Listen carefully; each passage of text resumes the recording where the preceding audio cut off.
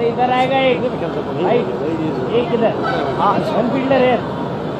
বাংলাদেশের অধিনায়ক তখন কে ছিলেন, শান্ত না ঋষভ পান্ত? প্রশ্নটা শুনি হো হো করে হেসে উঠলেন ঋষভ পান্ত। গত শনিবারের ঘটনাটা যারা জানেন, হেসে ওঠার কথা তাদেরও।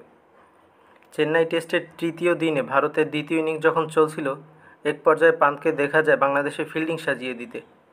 তার কথা শুনে বাংলাদেশের অধিনায়ক নাজমুল হোসেন ফিল্ডারদেরকে জায়গা মতো দাঁড়ও করান। এই ঘটনার ভিডিওটি সামাজিক যোগাযোগ মাধ্যমে ব্যাপকভাবে ছড়িয়ে পড়েছিল। গতকাল ম্যাচ শেষ হওয়ার পর ভারতের ধারাভাষ্যকার সাবা করিম পান্তকে সেই ঘটনাটা মনে করিয়ে দেন। প্রশ্ন করেন, বাংলাদেশ দলে অধিনায়ক তখন কে ছিলেন, শান্ত না পান্ত?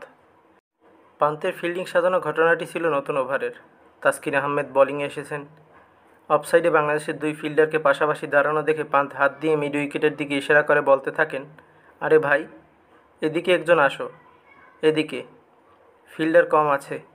শুধু হাত দিয়ে ইশারা করেই ক্ষান্ত হননি, ভালো করে বোঝানোর জন্য মিড উইকেটও বলে দেন। কাল এ বিষয়ে জিজ্ঞাসা করলেই প্রথমেই হেসে ওঠেন পান্ত।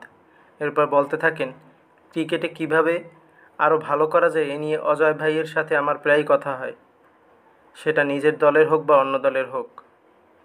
ওখানে তখন ফিল্ডার ছিল না, এক জায়গায় দুইজন দাঁড়িয়েছিল, আমি তাই বললাম ওখানে একজন ফিল্ডার দাও।